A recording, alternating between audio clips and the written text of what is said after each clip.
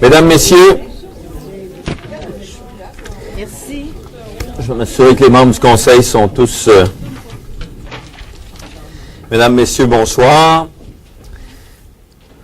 Je me présente, Michel Labrec, je suis président du Conseil d'administration de la STM. Nous avons une réunion régulière du Conseil, donc la réunion régulière du mercredi 6.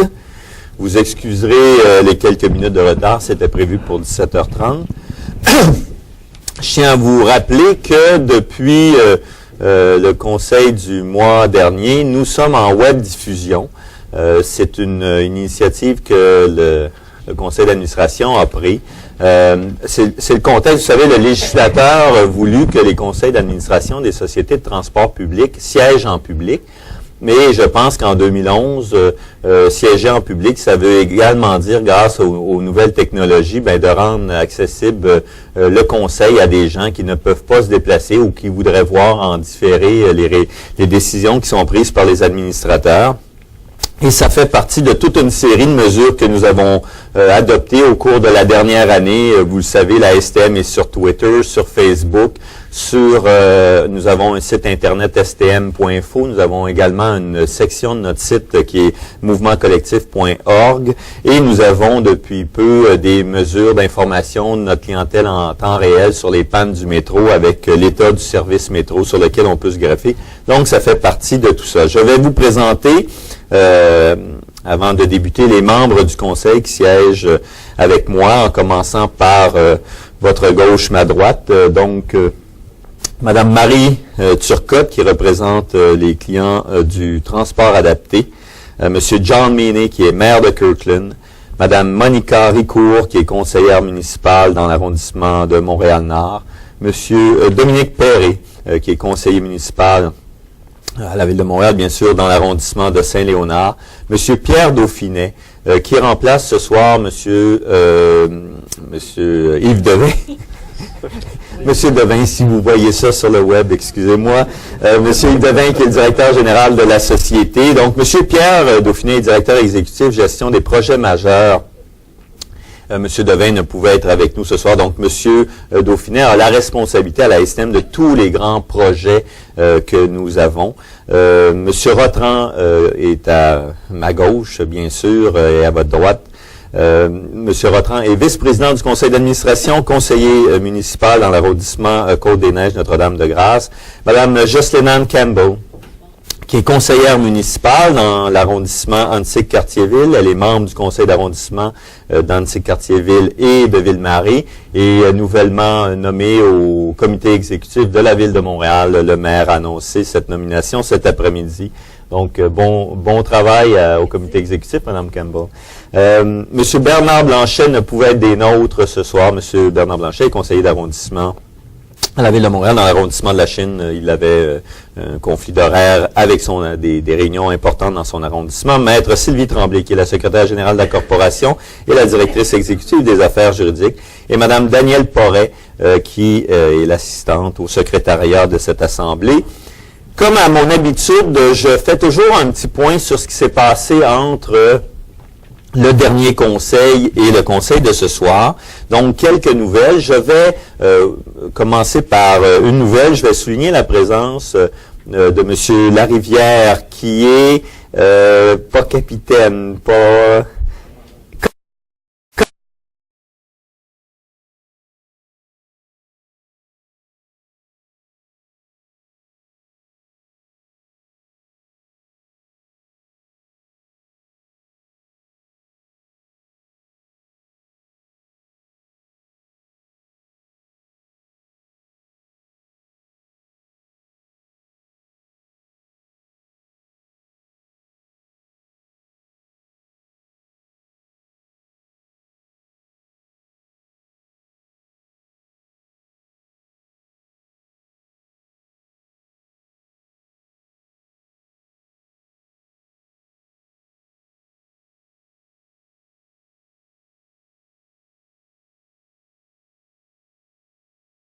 Le travail qu'ils font.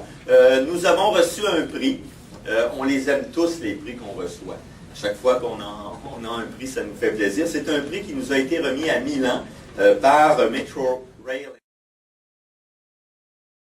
pour toutes les mesures de notre programme de développement durable de la STM, donc qui soulignait les efforts. C'est la deuxième année que nous recevons ce prix-là. Et ça témoigne, bien sûr, je le disais, des efforts de la STM dans sa politique de développement durable, concrètement, les actions que nous y menons. On a lancé, juste après le conseil, je crois, quelques jours après, un nouveau programme qui est la carte Campus. C'est en collaboration avec l'Université de Montréal et avec les fédérations étudiantes de l'Université de Montréal. C'est une première. Et donc, tous les étudiants qui résident sur le territoire de l'île de Montréal, peu importe leur âge et qui étudient à temps plein à l'université, vont avoir accès à un tarif réduit étudiant, qu'ils aient 25 ans et plus, 25 ans et moins. Donc, c'est un travail qui a été fait par les associations étudiantes, par l'université. C'est une première. Et on en est très, très fiers. On s'est associé à ça, nos équipes qui ont travaillé. Nous avons rencontré, je le dis, là, toutes les universités montréalaises également pour leur dire que nous étions prêts à faire ce même type de programme avec les universités et les étudiants. Autre chose, des nouvelles lignes qui ont été créées ou bonifiées. La création de la ligne 41 dans le quartier Saint-Michel-Antique. On a bonifié les lignes qui desservent l'île des Sœurs et on a un service continu durant la journée, en semaine, sur la ligne 46 Casgrain.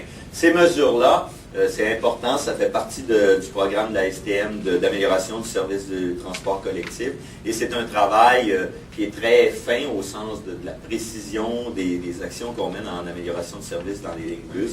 Et c'est M. Rotran au service à la clientèle qui voit à l'adoption de tout ça.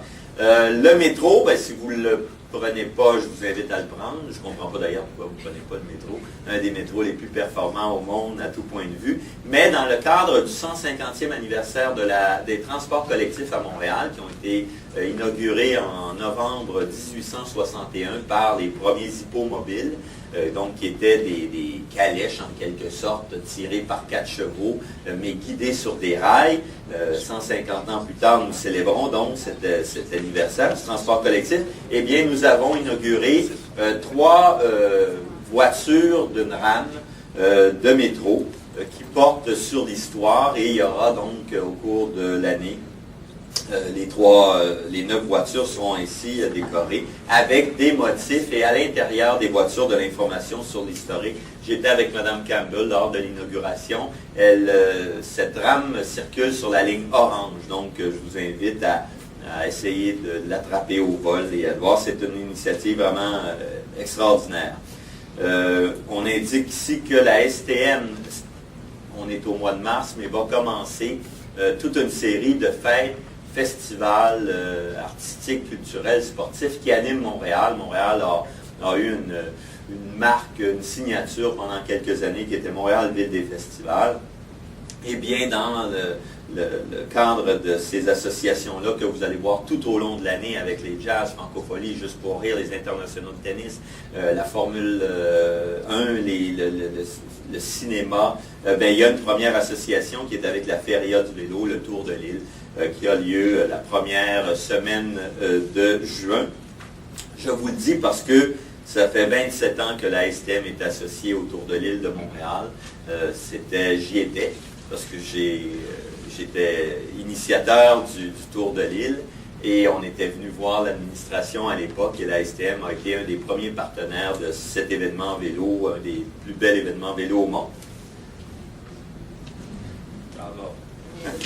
Rien de moins. Ceci donc fait un petit peu le tour de ce que nous avons fait à la STM là, au cours du dernier mois, les grandes annonces. Et je vais donc procéder à la période des questions du public. Nous avons ce soir 3 personnes qui se sont inscrites. Donc je les invite à se présenter au micro, à nous poser une question. Il y aura à la suite de la question donc une question complémentaire. Et je rappelle aux gens, on a essayé de l'indiquer, que c'est web diffusé Donc, j'invite M. Claude Sabat, qui veut nous faire part de félicitations au personnel du transport adapté. M. Sabat.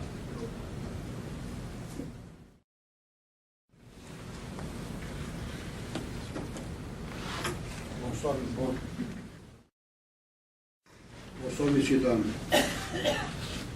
Okay. J'aimerais féliciter le personnel de transport adapté sur le commis, mécanicien, chauffeur, tout le monde, toute la gang de transport adapté. Et spécialement félicitations à celui ou celle qui a trouvé l'affaire sur l'Internet, réserver et annuler et modifier le transport par Internet. C'est une idée fantastique. Merci beaucoup. Bien, je vous remercie, M. Sabat. Vous allez transmettre à toutes les équipes comme M. Devin le fait à l'habitude. On vous remercie de votre présence et d'avoir fait part de ce commentaire. D'ailleurs, les gens sont ici. Là. Les gens du transport adapté sont Il y a qui est ici, là, oui, là. Je pense qu'on peut le féliciter déjà, puis elle va transmettre elle-même à ses équipes. Merci, M. Sabat. Je vais inviter M. Jacques Stenauer, qui donc a deux questions. La première, la réduction du nombre de sièges dans les voitures de métro et pourquoi les nouvelles voitures ne sont pas climatisées.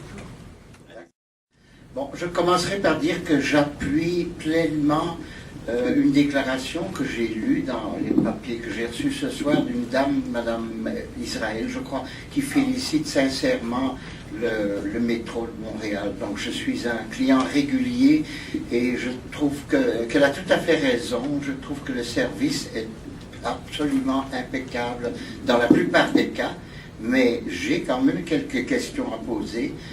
Donc je commence par la première. Vous prétendez que vous faites tout ce que vous pouvez pour appuyer le transport en commun. Vous savez que la population québécoise est vieillissante. Pourtant, depuis quelques années, vous ne cessez pas de diminuer le nombre de places assises, donc de sièges qui sont disponibles dans les divers trains, dans les divers rames du métro. Je voudrais vous faire remarquer en passant que j'approuve évidemment la place que vous laissez pour les fauteuils d'invalides, sauf que c'est un espace vide. Vous avez dû enlever au moins 3 sièges à ces emplacements-là. C'est encore des sièges d'éliminer.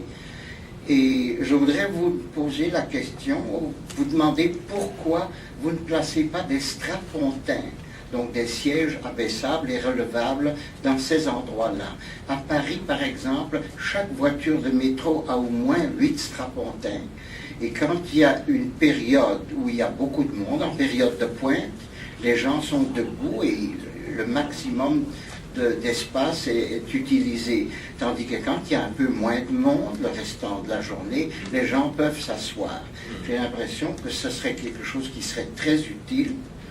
Surtout que je crains fort que les nouvelles voitures prévoient encore moins de place, parce que j'imagine que vous comptez sur un achalandage qui sera augmenté provisoirement, progressivement au cours des prochaines années.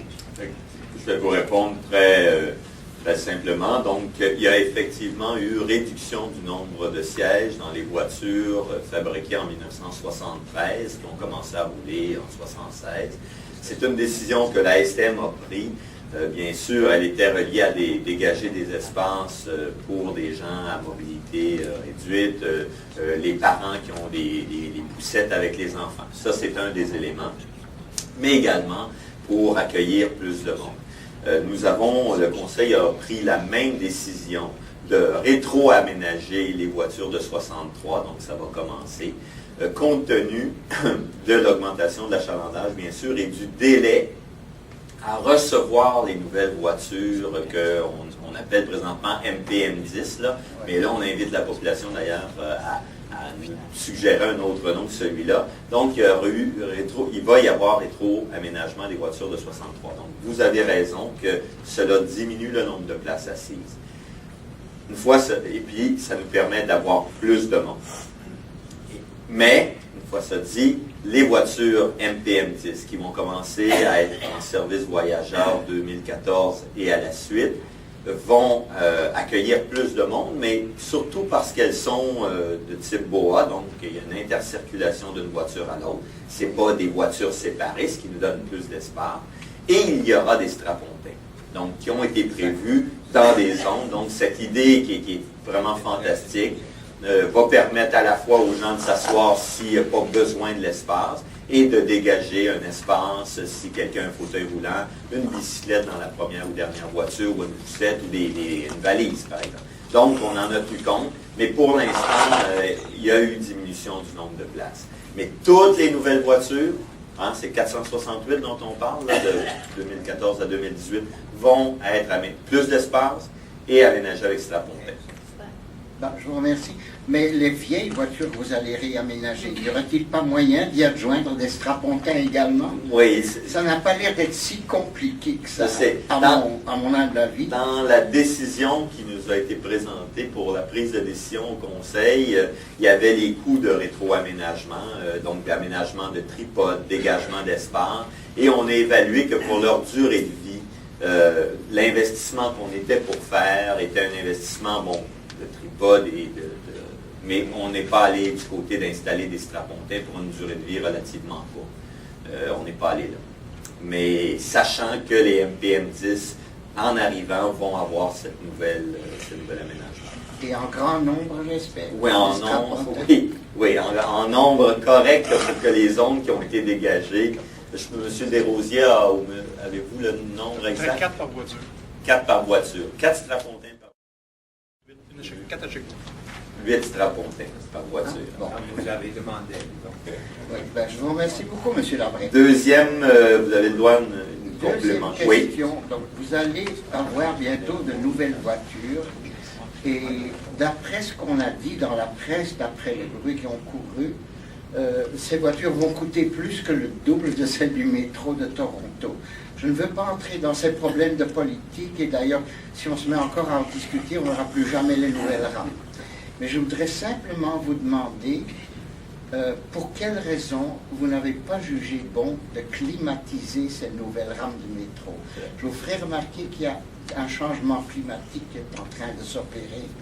Je ne sais pas si vous avez remarqué dans les bulletins météorologiques des derniers mois, il est arrivé à de nombreuses reprises que la température était de 4 à 5 degrés Celsius plus élevée à Montréal qu'à Toronto. Ce qui ne se produisait pas avant, semble-t-il. Et je ne comprends pas, vous ne trouvez quand même pas, M. Labrec, qu'un citoyen montréalais est inférieur à un citoyen torontois. Et on ne vit pas non plus dans une république de bananes. Le progrès a amené la climatisation. Et il fait très chaud dans les rames toute l'année durant, mais surtout en été. Je ne comprends pas pourquoi vous avez pris cette décision qui me paraît une économie un peu ridicule vu les frais de construction de ces voitures qui seront inévitablement d'ailleurs augmentés au fur et à mesure des années comme pour tout grand projet au Québec. Pour le prix, il est fixe à la signature du contrat. Mais je vais inviter le vice-président, M. Rotran, à vous donner un peu les effets pervers que la climatisation aurait dans le métro de Montréal et pourquoi cette option-là n'a pas été retenue et pourquoi nous avons retenu d'autres options pour diminuer la chaleur. Exactement. Bonsoir, M. Steinhauer. Oui, bonsoir. Nous avons eu cette débat au Conseil municipal en septembre dernier quand une des partis de l'opposition a proposé peut-être cette bonne idée, mais après mûre réflexion, la grande majorité des élus a conclu que la STM est sur la bonne route en prenant des autres options que la climatisation. Avant de répondre à votre question, je dois vous dire qu'on doit comparer les pommes et les pommes entre Montréal et Toronto. Ils ont un système sur acier, on a un système pneumatique. Leur système est partiellement à l'extérieur, le nôtre est dans des tunnels. Donc, on ne peut pas comparer soit le rolling stock, ni l'infrastructure, l'équipement fixe non plus. Mais pour revenir à votre question, les nouveaux rames de métro vont avoir une ventilation beaucoup plus améliorée et adéquate que ce qui existe dans les anciennes rames. La différence va être très, très marquée. Nous avons regardé la situation et nous avons conclu de mettre la climatisation va augmenter la consommation d'électricité et aussi ça va augmenter l'émission de gaz à effet de serre. Les objectifs, pas seulement de nous autres, mais la ville et l'agglomération de Montréal, de réduire les émissions de gaz à effet de serre et de faire moins de consommation d'énergie. Nous avons chiffré ça. Sur la vie durable des nouveaux rames, ça va coûter 125 millions de dollars de plus d'avoir la climatisation, c'est-à-dire en consommation, en achat des équipements et aussi en entretien régulier de cet équipement. Mais c'est pire que ça. Je ne suis pas ingénieur, mais j'ai eu un long débat avec M. Desrosiers et son équipe des ingénieurs qui m'expliquent qu'on peut climatiser facilement un système de métro qui sort des tunnels et peut rejette l'air chaud dans l'atmosphère. Si on le rejette dans les tunnels ou la station, c'est un peu plus froid dans les wagons, mais c'est l'enfer sur les cailles, dans les stations, sur les plateformes pour les citoyens. Donc, on a regardé l'efficacité de ce qui était proposé pour la ventilation, et on a fait un choix, et on a convaincu la grande majorité des élus de Montréal que c'était une bonne chose. Avec l'argent qu'on va sauver aussi, on va les investir dans les services à la clientèle. OK. Bon, je vous remercie, M. Rodran. Merci, M. Rodran. Ouais. Merci, M. Sanauer, d'avoir posé vos questions et d'être venu ce soir. Je vais inviter le troisième et dernier intervenant, M. Julian Rodriguez. Une question sur la révision du réseau de nuit pour les bus. Bonsoir à tous. C'est mon question. Regardons dans le réseau de nuit qui avons un article de rapporter des séances dernières. Regardons les plans pour des révisions dans toute l'île de révision. Premièrement, c'est qui vont passer un message en tous les conseils d'administration et les services à la clientèle avec des personnes en planification doivent continuer de bon travail regardant ces améliorations en proche. Mais dans vos questions, quand de rapporter, et c'est rapporté, c'est potentiel affecter des projections par les STM pour exécuter cette modification pour la fin juin 2011 et qui est originalement mentionné dans le budget 2011. Et aussi, quand les décisions vont appliquer en bientôt par des conseils d'administration, quand il y avait la possibilité, les publics vont indiquer des plans dans une séance informatique en avance. Juste en cas d'avoir quelques secteurs pour des améliorations, les bons potentiels affectés, donc quelques avec des nouveaux routes. De nuit. Oui. Pour le réseau de nuit. Je vais demander à nouveau à M. Rodran, qui préside le comité de service à la clientèle, là, sans rentrer dans les détails, mais quelques éléments là, de la révision du réseau de nuit. M. Rodran. Avant de répondre, merci pour votre lettre datée de 11 mars dernière. On pense à ma lettre suite à votre question dernière. Conseil que j'ai fait livrer à M. Benoît Gendron pour examination. Et on va revenir à vous. Mais c'est notre intention de créer cette nouvelle ligne à $ des Ormeaux. Et quand j'ai expliqué la dernière fois les mesures de mitigation pour Turcot, on est en discussion avec le ministre des Transports et on ne pourra pas répondre jusqu'à on a un plan à mettre devant la population dans quelques mois, au moins. Ouais, sur le réseau de nuit, les changements commenceraient le 27 juin prochain. Deuxièmement, c'est le premier grand réaménagement de le réseau depuis 1987. Troisièmement, ça ajoute 4,9 millions de $ de services sur une base annuelle, c'est-à-dire presque 50 000 heures de services additionnels. L'intervalle maximal entre les autobus va tomber de 60 minutes à 45 minutes. So you'll wait less time. On a fait des efforts pour améliorer le réseau, pour améliorer la sécurité pour les gens qui attendent aussi. Et finalement, on va créer 3 nouvelles lignes de nuit aussi. Le territoire qui va être couvert, qui est à 500 mètres au moins d'une arête, va être largement augmenté. Nous avons consulté les élus, les maires d'arrondissement et les maires de Villiers en décembre dernier. M.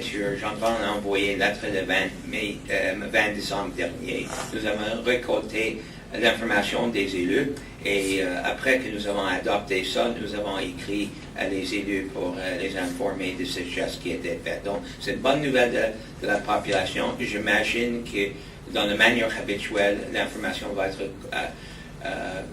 donnée à la clientèle et d'habitude, notre service de communication va assurer que c'est sur notre site web et aussi des communiqués de presse vont sortir. Oui, et juste on voit un additionnel, que c'est aussi dans les quelques parcours, c'est comme maintenant, quelques parcours, et c'est le temps de départ, on a quelques locations, par exemple dans le métro, avec Atwater ou Côte-Vertu ou en Henri-Beaugrand ou Frontenac, qui s'est assuré pour des gens qui ont des après, c'est pratiquement après 3h, 4h du matin, qui s'en vont assurer les gens qui en vont des continuations et pas d'interruptions dans les services dans le réseau de nuit après 4 heures, juste avant de partir de métro. Ça m'a fait un exemple de 382 Pierrefonds vers l'ouest de l'île. Maintenant, le dernier autobus à Côte-Vertu, c'est de partir à 4 heures le matin. Et après ça, c'est un pas l'autobus dans ce secteur vers le nord-est de l'île, jusqu'à environ 5h15, 5h30. OK. Mais là, vous donnez un exemple où il y avait 1h15 de différence entre le dernier départ et le premier, c'est ça. Mais dans sans reprendre tout ce que M. Rotran dit, là, quand il y aura une annonce publique plus large, on détaillera l'ensemble des lignes, l'ensemble des mesures, quelle est la stratégie du réseau de nuit et l'élément de fréquence, de diminuer l'écart entre 2 passages, et on en a tenu compte. Il y a eu une large consultation sur Internet et dans d'autres milieux quant à la révision du réseau de nuit. Oui. C'est bon? Oui. Merci beaucoup, M. Rodriguez. Ceci met fin donc à la période de questions. Nous avons plus d'une trentaine, peut-être 40 articles ce soir au Conseil.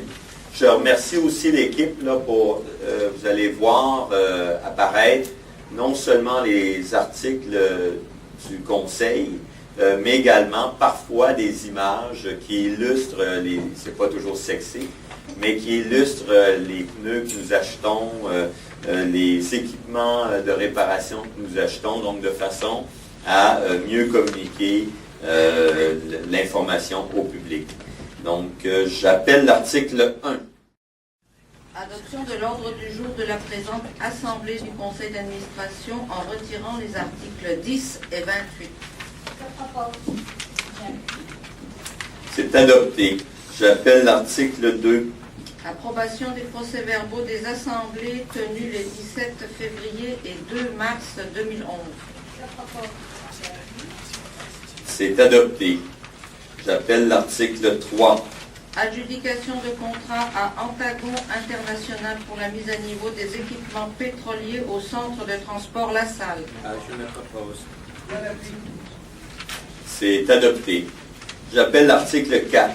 Adjudication de contrat aux firmes Provencher, Roy et Associés et Bisson, Fortin et Associés pour des services professionnels pour la réalisation de divers mandats en architecture.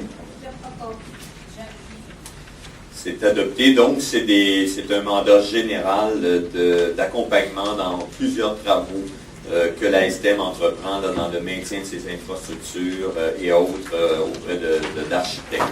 J'appelle l'article 5. Autorisation de prolonger le contrat de service de transport de titres et d'argent par camion blindé avec l'entreprise G4S Services de valeur. Je propose. C'est adopté. C'est une prolongation, le temps de laisser à nos équipes là, l'analyse plus fine de ce travail auprès d'un fournisseur. J'appelle l'article 6. Adjudication de contrat à Toutello Innovation pour la gestion d'abonnements au programme Opus à l'année. Comme ça l'a dit, donc nous avons une carte Opus et c'est tout un programme que nous allons élaborer au cours des prochaines années pour fidéliser la clientèle. Vous savez qu'on a quand même quelques milliers de personnes qui prennent la carte Opus 12 mois par année et nous voulons, c'est nos très bons clients et nous voulons travailler à augmenter ce nombre et à les fidéliser. J'appelle l'article, c'est adopté pour le 6, j'appelle l'article 7. Autorisation d'exercer l'option de renouvellement du contrat de service de transport collectif par taxi pour l'ouest de l'île de Montréal avec l'association de taxis Diamant de Montréal et la COP des propriétaires de taxis de l'ouest métropolitain. Proposé. C'est adopté. J'appelle l'article 8. Adjudication de contrat à CIMA Plus, partenaire de génie, pour des services professionnels pour la réalisation de divers volets du projet de mesures préférentielles pour bus sur différents axes du réseau. Je propose.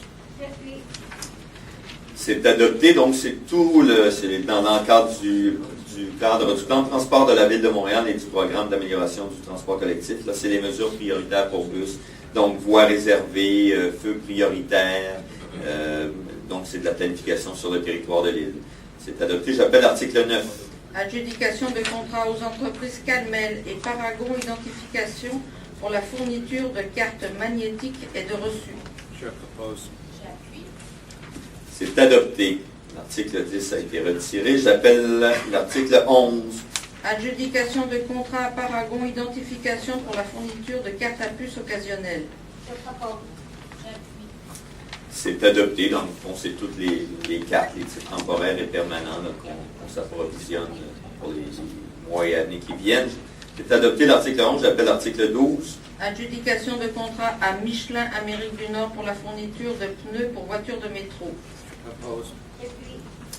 C'est adopté, donc c'est à la fois les pneus qui guident les voitures et les pneus sur lesquels les voitures roulent. Là, et c'est, comme vous voyez, c'est pour plus d'11 millions de dollars d'achat de pneus là, pour 3 ans, en prévision des 3 prochaines années. J'appelle l'article, c'est adopté le 12, j'appelle l'article 13.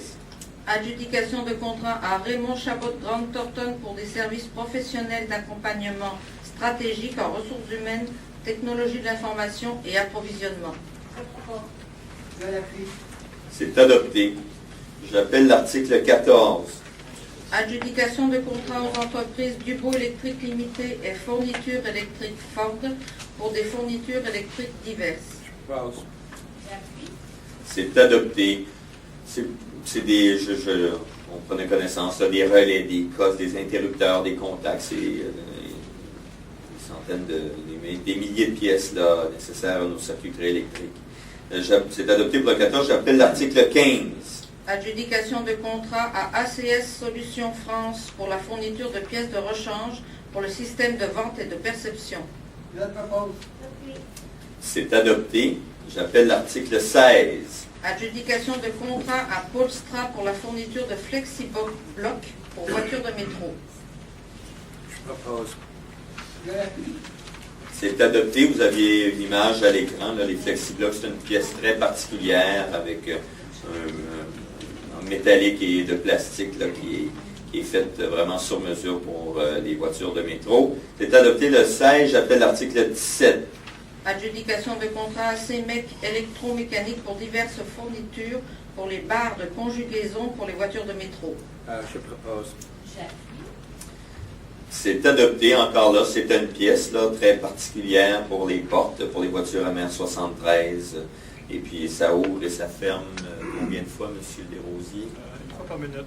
Une fois par minute. Mais c'est des millions. Ah, mais il y a des millions de minutes. Donc, c'est adopté pour l'article 17. J'appelle l'article 18. Adjudication de contrat à Célèbre Construction pour la réfection de l'édicule de la station Villa Maria. C'est adopté. C'est un contrat de près de 2 millions de dollars, des réfections majeures dans le cadre de Réno Station 2, un programme qui fait en sorte que nous rénovons nos stations, là, certaines, plusieurs dizaines d'années. Il y a des membranes, les escaliers, les éclairages. C'est adopté pour le 18. J'appelle l'article 19. Adjudication de contrat à Dessau pour la fourniture de services professionnels pour le bureau de projet équipement fixe métro. Et j'appuie. C'est un projet donc très important. C'est la 3e phase de Réno Système. C'est un contrat qui est attribué à Dessau suite à un appel d'offres et avec une analyse par un comité indépendant avec une grille de pondération. Donc un contrat de 5 ans pour Réno Système. Donc d'accompagnement dans le bureau de projet par une firme d'ingénieurs spécialisée dans ce projet-là, d'importance parce que c'est le métro, c'est tous les équipements. Tous les équipements fixes. Tous les équipements fixes. Incluant l'accessibilité, sur les escaliers mécaniques, la ventilation, l'électrification, l'alimentation électrique, tout ça. C'est la 3e phase. C'est ça, on commence la 3e phase immédiatement. Et c'est un programme qui va se continuer. Il y aura des phases 4, il y aura des phases 5, parce que ça va toujours vieillir, ça va faire 40 ans. Et on devra recommencer. C'est bon, merci. C'est adopté pour l'article 21. J'appelle l'article 19, je m'excuse, il ne faut pas que je me trompe, l'article 19. J'appelle l'article 20. Adjudication de contrat à Grimard 2006 pour la fourniture et le remplacement de l'éclairage et de prise en tunnel. C'est adopté. J'appelle l'article 21. Adoption du système de pondération et d'évaluation des offres pour les services d'enquête industrielle. C'est adopté. J'appelle l'article 22. Adoption du système de pondération et d'évaluation des offres pour les services professionnels pour la réalisation de plans et de devis et la surveillance de travaux. J'appuie. Donc, le Conseil adopte les grilles les systèmes de pondération et ensuite un comité de l'ALCM, d'ingénieurs, des équipes utilisent la grille de pondération en fonction des soumissionnaires pour l'appel d'offres. Et ça, c'est dans le cadre des mesures préférentielles pour bus que nous avions tout à l'heure. Donc, c'est adopté pour l'article 22. J'appelle l'article 23. Modification de parcours de la ligne d'autobus 515 Vieux-Montréal, Vieux-Port. Je propose. Et Monica. Et donc, vous l'aviez à l'écran, si on peut revenir la diapositive précédente. Je sais pas si... Ah, c'est bon, en régie, bravo. Donc, c'est un circuit, le 515, qui a été mis en service.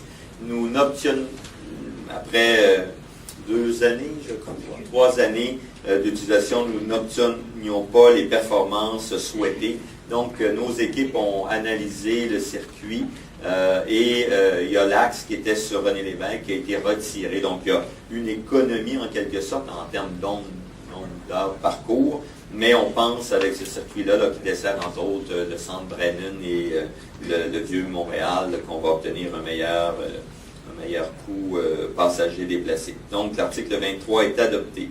J'appelle l'article 24. Application particulière du règlement R036, règlement concernant les normes de sécurité et de comportement des personnes dans le matériel roulant et les immeubles exploités par ou pour la Société de transport de Montréal.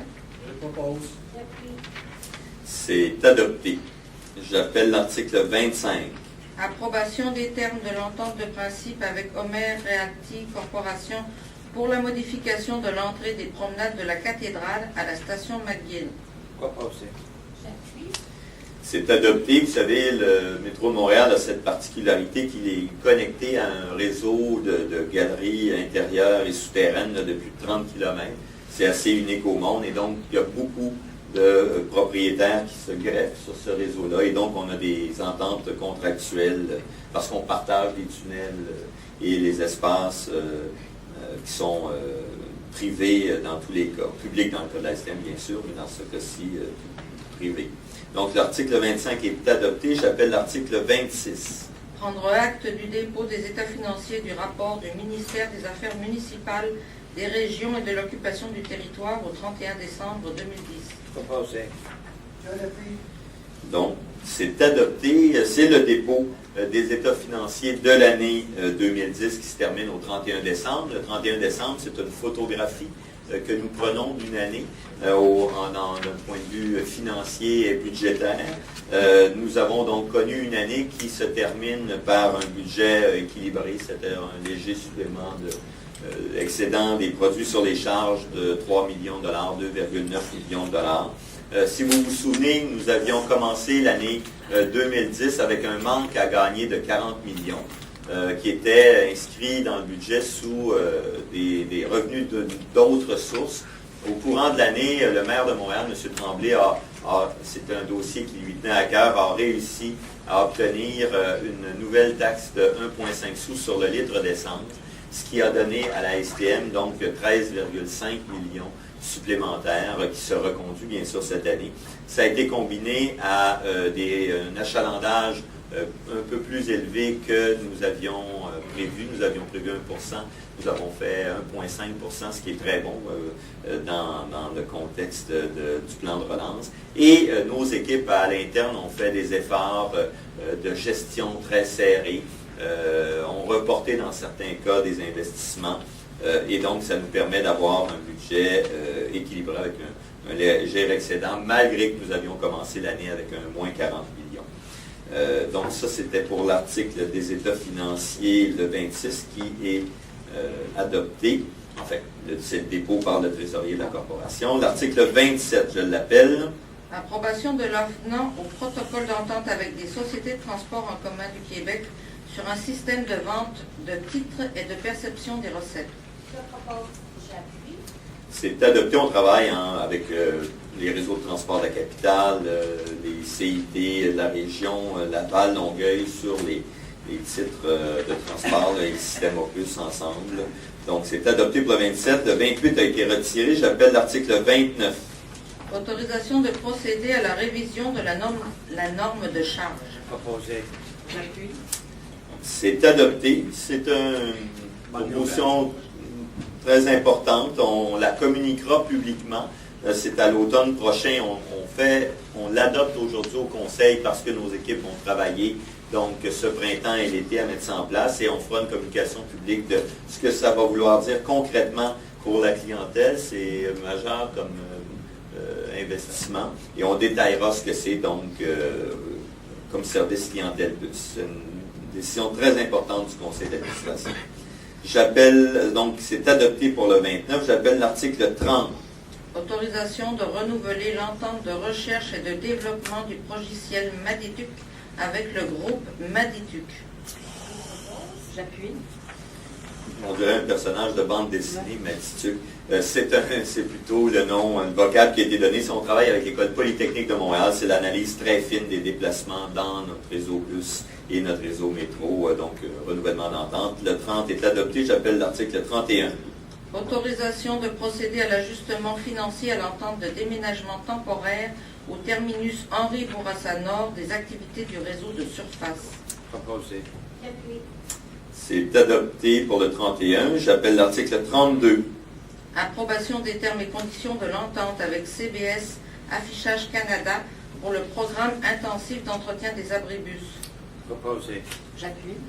C'est adopté, c'est avec la Ville de Montréal, un grand ménage printanier qui se fait. Donc la Ville fait des efforts dans les rues, les ruelles, avec les citoyens, il y a une corvée même printanière. Et du côté de la STM, nous faisons la même chose, tout particulièrement dans les abribus où nous investissons, là c'est tout près de 600 000 $ en plus des sommes habituelles pour faire un ménage plus fréquent des abribus dans des zones sensibles où c'est plus sale qu'ailleurs, plus fréquenté. Donc, l'article 32 est adopté. Je l'appelle l'article 33. Adjudication de contrat pour l'acquisition auprès de la Ville de Montréal de matériaux pour la signalisation de voies réservées pour autobus. Je propose.